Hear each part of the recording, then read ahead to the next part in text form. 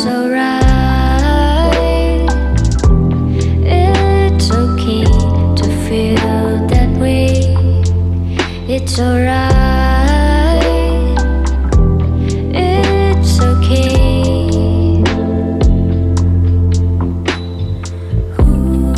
It's alright. It's okay. Hari Pak, di sini ini saya meminta waktunya Bapak mungkin ya sekitar 15 menit terkait tugas saya di pendidikan guru penggerak untuk mewawancarai Bapak Kepala SMP Negeri 5 Palangga terkait pengambilan keputusan berbasis nilai-nilai kebajikan sebagai pemimpin. Adapun beberapa pertanyaan saya Pak. Jadi yang pertama ini, selama ini Pak, bagaimana Bapak mengidentifikasi kasus-kasus yang merupakan dilema etika atau dilema moral itu Pak? Jadi saya mulai dari dilema moral atau satu menjadi bagian dari dilema moral adalah ketika peserta didik memakai pakaian baju seragam dengan sopan dan benar. Kedua tentu menggunakan bahasa yang benar, tidak memaki dengan penggunaan bahasa yang baik dan sopan terhadap sesama teman dan kepada kawannya. Kemudian salah satu bagian dari hal itu adalah kita menggunakan dia harus mendengarkan kata-kata yang disampaikan oleh Bapak Ibu ketika memberikan penjelasan. Baik Pak, selanjutnya Pak, ketika terjadi kasus dilema etika atau dilema moral yang terjadi di sekolah kita, misalnya saya berikan contoh Pak, misalnya di sekolah kita Pak ada istri seorang polisi dan dia punya tugas dua kewajiban. Yang pertama itu kan mendidik, mengajar, sementara ada misalnya hari ini ada jam mengajarnya Pak di sekolah. Di sisi lain istri seorang polisi ini punya panggilan untuk misalnya dia seorang istri, maksudnya kumpul dengan sesama istri Bayangkari Pak. Ini tentunya kedua hal ini adalah hal yang benar, akan tetapi ini pertanyaannya Pak, bagaimana Bapak mengambil keputusan terutama kasus-kasus seperti ini yang ada dua kepentingan yang sama-sama benar dan sama-sama mengandung nilai kebajikan. Jadi seperti itu Pak. Ketika ada kasus seperti itu, tentu saya selaku pimpinan tentu harus menyadari tentang bagaimana hal equal dari persoalan dan bagaimana mendudukkan sebuah urusan yang sama-sama penting. Tentu sebagai seorang pendidik harus meletakkan dulu tanggung jawabnya. Tanggung jawab sebagai seorang guru tentu harus melaksanakan tugas. Nah, itu tidak boleh ini ditinggalkan. Sehingga materi yang nantinya ini tidak tertinggal dalam artian tetap berjalan sesuai dengan kurikulum yang ada di dalam industri pendidikan kita. Maksudnya adalah guru tersebut menyampaikan kepada rekan sejawatnya untuk mengisi jam tersebut karena kebetulan bersamaan. Selanjutnya ini Pak, pertanyaan selanjutnya, langkah-langkah apa yang biasa Bapak lakukan selama ini dalam menangani persoalan-persoalan atau kasus-kasus yang terjadi di sekolah Bapak? Maksudnya langkah-langkahnya Pak seperti apa yang Bapak lakukan untuk mengatasi atau permasalahan yang terjadi di sekolah ini? Iya, sebagai seorang pimpinan tentu kita harus memiliki beberapa tahapan-tahapan dalam menentukan dan memilah semua persoalan dan permasalahan yang muncul di sekolah. Sebagai sebuah lembaga, sebagai instansi, tentu semua sekolah punya persoalan dan masalah. Membangun sebuah kerjasama yang baik, membangun sebuah kebersamaan di dalam lingkup sekolah. Semua persoalan itu bisa diatasi sepanjang kita punya niat mau menyelesaikan dan mau berbuat untuk itu. Dan ini harus memang tidak berada di pundak kepala sekolah, harus berada di dalam organisasi secara struktural yang dimiliki oleh sekolah, yang intinya adalah kolaboratif yang baik yang harus dijalankan dalam mengedepankan sebuah kebersamaan. Artinya di sini Pak, intinya kolaborasi dan kerjasama yang baik dalam lingkungan sekolah, insya Allah akan tercipta segala permasalahan yang terjadi di sekolah kita itu bisa teratasi. Ini sudah terjawab, sudah mungkin juga pertanyaan selanjutnya Pak tentang langkah yang efektif dalam pengambilan keputusan. Itu mungkin sudah terjawab tadi dengan adanya kerjasama yang baik, menjalin kolaborasi. Oke, selanjutnya Pak, hal-hal apa saja yang selama ini merupakan tantangan dalam pengambilan keputusan menyangkut dilema etika? Tentu mungkin sebagai contoh tadi Pak tentang kasus seorang istri polisi tadi, ini masuk dalam namanya dilema etika. Ketika ada kepentingan yang sama-sama benar, ini tantangannya seperti apa ini Pak dalam pengambilan keputusan mengenai kasus-kasus tersebut menyangkut dilema etika ini? Ya, ini menyangkut tentang tenaga pengajar, tenaga pendidik. Iya, sebagai contoh tadi Pak, misalnya seorang istri polisi itu punya kewajiban juga mengikuti kegiatan bayangkari. Tentunya di sisi lain dia juga punya tanggung jawab untuk mengajar. Sebagai seorang pemimpin Pak, tentu dalam menangani kasus ini ada tantangannya. Dalam mengambil keputusan terhadap kasus yang tadi itu Pak. Iya. Dan dilema etika. Secara pribadi saya selaku pimpinan tentu namanya tantangan adalah bagian dari sebuah membangun sebuah motivasi bagi saya untuk menyelesaikan sebuah persoalan atau beban yang ada dalam sekolah. Tentu ketika ada sebuah kasus yang terjadi dalam lembaga yang saya pimpin seperti sekolah kita yang seperti ini, ketika ada persoalan yang diharapkan pada sebuah dilematis seperti itu, maka tentu yang menjadi harapan saya sebagai pimpinan yang pertama, yang penting persoalan peserta didik tidak terlambat dia punya materi. Yang kedua adalah jam mengajar anak-anak itu tidak dalam artian kosong, karena ketika ini terjadi pembiaran maka otomatis akan menimbulkan sebuah riak di dalam lingkungan sekolah. Yang pada intinya saya selaku pimpinan jelasnya tidak boleh beranak-anak dalam keadaan kosong pada saat yang proses belajar mengajar. Jadi tentu saya sangat fleksibel dan akan welcome saja menyikapi hal ini sepanjang persoalan tidak ada yang dikorbankan.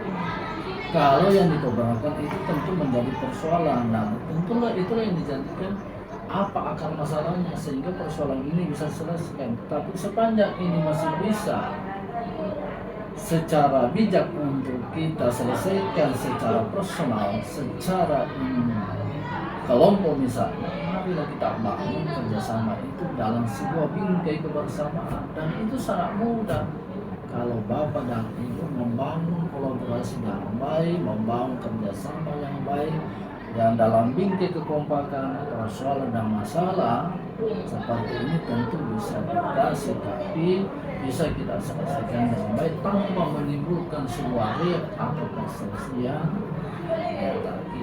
Intinya kepentingan anak atau peserta didik itu yang utama ya Pak. Iya.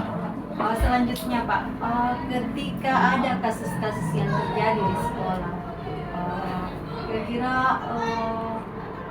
misalnya seperti ini Pak, ada kasus yang terjadi misalnya dalam hidup sekolah itu, apakah dalam menyelesaikan kasus-kasus tersebut bisa diselesaikan secara langsung ataukah ada jadwal tertentu untuk menyelesaikan satu kasus di sekolah, Pak? Dalam persoalan kasus dan masalah yang muncul di sekolah, tentu kita harus melihat dulu volume persoalan itu. Volume persoalan ini nanti yang ketika ini kita diamkan dan sementara menimbulkan sebuah efek yang besar kepada sekolah, maka intinya adalah harus diselesaikan secepat itu. Bagaimana cara menyelesaikan? Tentu harus berangkat dari semua pengawasan yang melekat yang ada dalam diri anak-anak. Apa itu pengawasan melekat? Maka hadirkanlah guru BK untuk cepat mengambil sebuah tindakan preventif namanya. Itu sebuah pencegahan supaya tidak melebar, tidak berkembang persoalan. Contoh, ketika ada anak berkelahi, ketika anak berkelahi di ruang kelas tidak diselesaikan dengan cepat dan tegas oleh wali kelas, maka serta merta ini akan menjadi sebuah efek yang luar biasa yang menimbulkan sebuah bisikan yang terjadi dalam sekolah. Maka semua stakeholder yang saya katakan tadi, wali kelas dengan kesiswaan dengan guru BK harus berada dalam satu lingkaran, harus hadir di dalam persoalan itu untuk menyelesaikan permasalahan itu. Tentu sebagai kepala sekolah adalah tentu mengambilkan sebuah kesimpulan dari hasil sebuah persoalan itu dalam mengambil sebuah keputusan secara bersama, sehingga persoalan ini tidak menjadi serta-merta muncul dan lahir secara person atau secara individual, tetapi keputusan secara demokratis melalui sebuah musyawarah dan mufakat, sehingga imbasnya kepada keputusan tadi ketika terjadi hal-hal yang tidak diinginkan itu ada keputusan sekolah, bukan keputusan sepihak yang dibutuhkan oleh sekolah. Dan itulah kita harus berlakukan namanya aturan dan tata tertib yang menjadi sebuah koridor anak-anak untuk tidak boleh melanggar aturan. Ketika dia melanggar, maka tentu harus kena pada sebuah sanksi, dan itulah harus diberlakukan di sekolah supaya orang tua juga paham. Ya, Pak, ini sudah terjawab juga sebenarnya pertanyaan selanjutnya, Pak, yang ya hal yang mempermudah Bapak dalam menyelesaikan masalah atau yang membantu tadi sudah dijelaskan bahwa segala stakeholder yang ada di sekolah, baik itu BK, guru, dan ketika menangani kasus mungkin yang harus melibatkan orang tua murid atau pihak luar itu akan diundang oleh pihak sekolah. Oke, Pak, baik, pertanyaan terakhir itu ini, Pak, dari semua hal yang telah disampaikan, pembelajaran apa yang dapat Bapak petik dari pengalaman Bapak mengambil keputusan tentang dilema etika? Jadi apa pelajaran yang bisa Bapak petik dari pengambilan keputusan ini? Ya, dari sebuah rangkaian persoalan masalah yang terjadi dalam sebuah lingkungan sekolah, tentu yang menjadi rujukan pertama sebagai pembina adalah tentu yang terpenting adalah ketika kita dalam sekolah itu terbangun sebuah kerjasama yang baik, sebuah kolaboratif yang hidup, sebuah kekompakan yang bagus, yakin dan percaya sebuah dilematika yang terjadi dalam lingkungan sekolah itu bisa kita minimasi atau bisa berkurang. Dan saya selalu mengatakan bahwa saya selaku pemimpin tidak mungkin mengambil sebuah keputusan sepihak. Itu yang saya putuskan secara bersama, tentu berangkat dari sebuah hasil musyawarah mufakat dan menghadirkan sebuah stakeholder yang ada sekolah. Itu ya, Pak. Iya, Pak. Terima kasih banyak waktunya, Pak. Jadi ya, baik, demikianlah tadi hasil wawancara dengan Bapak Kepala SMP Negeri 5 Palangga, Kabupaten Goa, Sulawesi Selatan, yakni Bapak Usman SPD MPD. Alhamdulillah pemaparan beliau untuk dalam menangani kasus-kasus tentang dilema etika dan bujukan moral sungguh luar biasa ya. Terima kasih telah menonton. Terima kasih untuk semuanya. Assalamualaikum warahmatullahi wabarakatuh. Waalaikumsalam warahmatullahi wabarakatuh.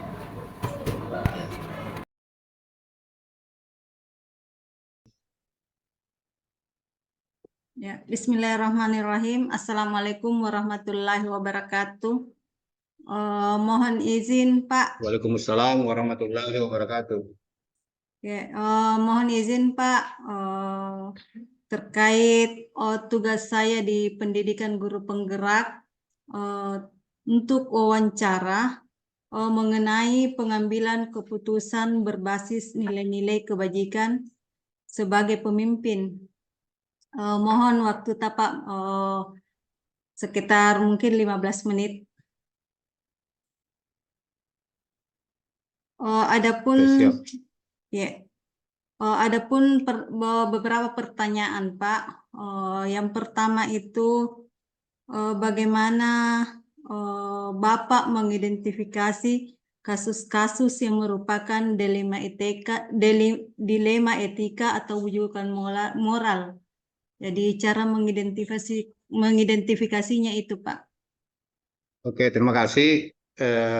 Pemahaman kami sebagai seorang kepala sekolah itu tentang pengambilan keputusan dilema etika dan wujudan moral. Dilema etika itu adalah situasi di mana seorang kepala sekolah dihadapkan antara dua masalah, dua kebajikan yang saling bertentangan. Itu namanya dilema etika. Sedangkan wujudan moral adalah sesuatu di mana situasi itu seorang kepala sekolah dihadapkan pada situasi benar salahnya suatu kejadian. Yang menjadi persoalan ini yang kita kadang susah untuk menjelaskan itu adalah pada saat kita mengalami masalah dilema etika. Untuk mengidentifikasi kasus-kasus seperti itu, bagi kami ini tiap hari boleh katakan kami merasakannya. Jadi khusus dilema etika inilah yang menjadi masalah besar bagi seorang kepala sekolah di dalam memutuskan suatu masalah. Nah, cara mengidentifikasinya adalah kita bisa melihat dalam kehidupan sehari-hari pada saat apakah di kegiatan proses belajar mengajar ataukah di kegiatan di luar sekolah. Seperti itu kita identifikasinya. Seperti itu ya, Kemudian wujudan moral itu kan sudah nyata, kita bisa identifikasi benar dan salahnya suatu masalah. Seperti itu. Oh iya Pak. Selanjutnya Pak, bagaimana jadi selama ini, Silakan. ya selama ini bagaimana Bapak menjalankan pengambilan keputusan di sekolah Bapak? Terutama untuk kasus-kasus di mana ada dua kepentingan yang sama-sama benar atau sama-sama mengandung nilai kebajikan. Oke, terima kasih. Pengambilan keputusan di sekolah kami, khususnya di SMA Negeri 18, kami itu melibatkan pihak-pihak yang berkepentingan dengan masalah tersebut. Kalau misalnya berhubungan dengan di luar, maka kami libatkan komite. Khusus untuk dilema etika, kami itu menyelesaikan mulai dari tahap identifikasi kasus, kemudian apa dampak yang ditimbulkan apabila kasus itu dibiarkan berlarut-larut, serta pada saat pengambilan keputusan kami evaluasi, sehingga apa-apa yang sebentar kami putuskan itu betul-betul dapat diterima oleh semua pihak. Seperti itu proses kami di sekolah. Artinya seluruh elemen yang ada di sekolah itu terlibat ya Pak? Iya, kami libatkan semua. Oke Pak, baik. Selanjutnya langkah-langkah atau prosedur seperti apa yang biasa Bapak lakukan selama ini ketika menjalankan proses tersebut? Langkah-langkahnya Pak. Oke, ya. Jadi langkah-langkah yang kami lakukan di sekolah itu dalam memutuskan suatu masalah, yang pertama adalah kita melihat apa yang menjadi akar permasalahan masalah tersebut. Jadi akar masalahnya dulu. Kemudian setelah kita mendapatkan akar masalahnya, maka yang kedua yang harus kita lakukan adalah mengumpulkan apa yang menyebabkan sehingga terjadi akar masalah tersebut. Selanjutnya, Kemudian kita mengevaluasi apa-apa yang harus kita lakukan di dalam mengatasi masalah tersebut. Kemudian selanjutnya adalah kita ambil keputusan di mana setelah kita mengetahui apa yang akan terjadi apabila keputusan itu sudah diambil. Kemudian pada saat keputusan itu sudah dilaksanakan, kita evaluasi sebagai bahan supaya nanti kalau ada kasus yang sama itu tidak akan terulang kembali. Seperti itu yang kami lakukan di sekolah. Jadi yang pertama itu adalah mencari akar penyebab masalahnya ya Pak. Kemudian setelah itu apa yang terakhir itu dievaluasi. Ya seperti itu ya Pak. Mengevaluasi. Iya. Ya, kita evaluasi. Jadi pada saat kita melakukan mungkin masalah, kita evaluasi itu sampai sejauh mana atau dampak yang ditimbulkan oleh keputusan tersebut. Selanjutnya Gitu. Pak, pertanyaan selanjutnya Pak, hal-hal apa saja yang selama ini Bapak anggap efektif dalam pengambilan keputusan pada kasus dilema etika itu Pak? Oke, terima kasih. Suatu masalah itu berlarut-larut terjadi, salah satu faktor yang sangat penting yang harus kita perhatikan adalah komunikasi. Komunikasi ini yang tidak terjalin antara kedua belah pihak. Jadi sumber malapetaka yang terjadi di sekolah itu karena kurangnya komunikasi di antara kedua belah pihak. Jadi yang perlu diperbaiki sekarang itu adalah komunikasi. Ini yang tidak nyambung selama ini. Olehnya itu untuk memecahkan satu masalah maka perlu ada komunikasi yang harmonis di antara yang bermasalah tersebut. Jadi sumber malapetaka itu kuncinya adalah kurangnya komunikasi. Seperti itu yang dapat saya simpulkan selama saya memimpin jadi kepala sekolah. Seperti itu, Bu. Artinya intinya komunikasi di sini ya Pak. Sepanjang komunikasinya itu, komunikasinya itu mungkin bagus, mungkin ya segala masalah yang dihadapi di sekolah bisa diatasi. Betul, iya.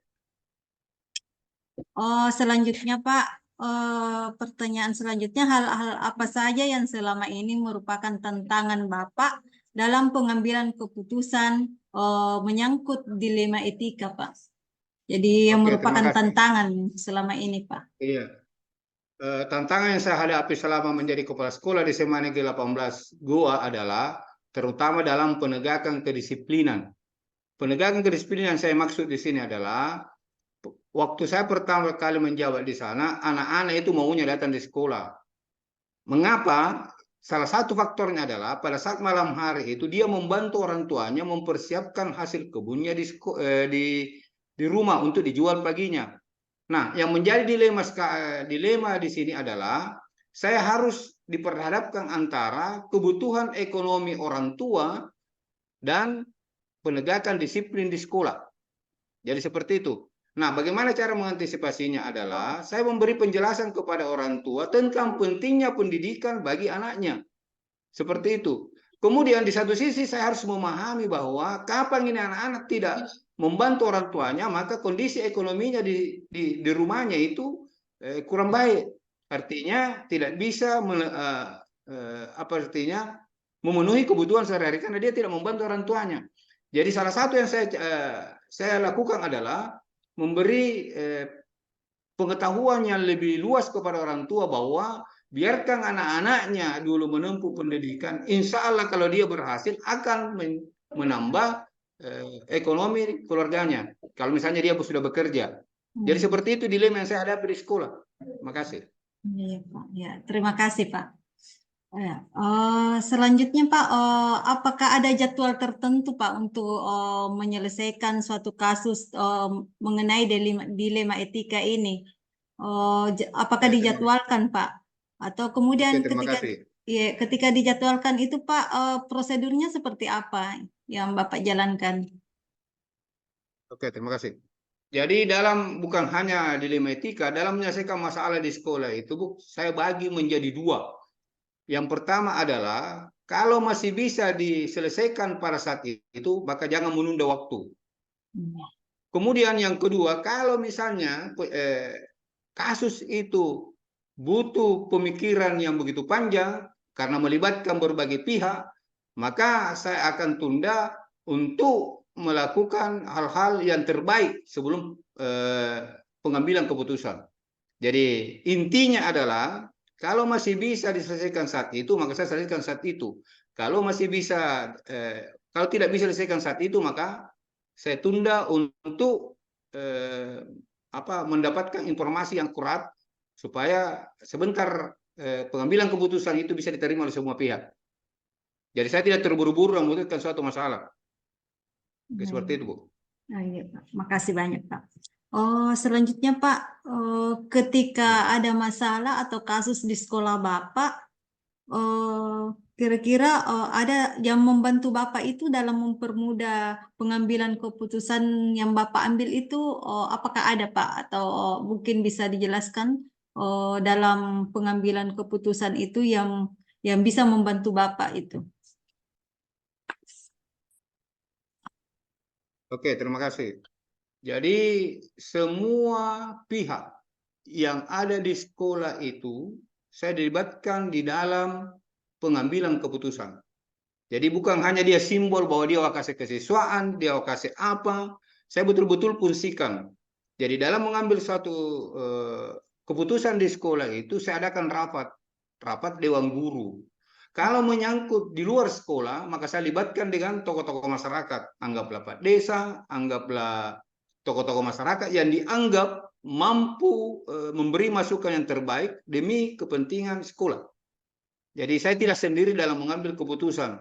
Jadi saya mengambil orang-orang terdekat saya, kalau misalnya di sekolah dan orang-orang di luar sekolah, termasuk tokoh-tokoh yang penting di sekolah itu. Artinya di sini Pak, ketika kasusnya mungkin mengenai lingkup sekolah, yang dilibatkan itu adalah semua yang terlibat dalam, maksudnya warga sekolah yang dilibatkan. Ketika kasusnya mungkin menyangkut Warga sekolah, iya, ya menyangkut di luar sekolah itu dilibatkan masyarakat ya Pak. Ya, ada yang komite, iya. Iya. Oke Pak, baik. Ini pertanyaan terakhir Pak. Dari semua hal yang telah disampaikan, pembelajaran apa yang dapat Bapak petik dari pengalaman Bapak mengambil keputusan mengenai dilema etika ini? Terima kasih. Jadi semua keputusan itu bisa berhasil kalau misalnya kita bersama-sama. Satu. Kemudian yang kedua, harus ada saling pengertian. Jadi kita harus mengerti apa-apa yang sudah diputuskan. Yang ketiga, kita harus merasa terlibat di dalam setiap keputusan itu.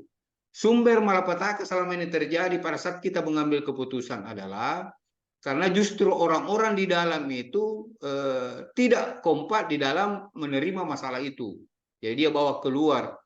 Kemudian yang terakhir adalah yang paling penting itu komunikasi. Jadi ini komunikasi yang kadang tidak nyambung antara kedua belah pihak sehingga masalah itu yang seharusnya itu masalah kecil menjadi besar. Gitu. Jadi yang penting bagi saya sekarang itu di dalam memimpin sekolah adalah pentingnya komunikasi. Karena sumber malapetaka selama ini, sumber masalah yang ada di sekolah, karena tidak ada komunikasi di antara kedua belah pihak yang bermasalah. Seperti itu intinya. Oh, baik Pak. Intinya komunikasi yang baik ya Pak. Iya.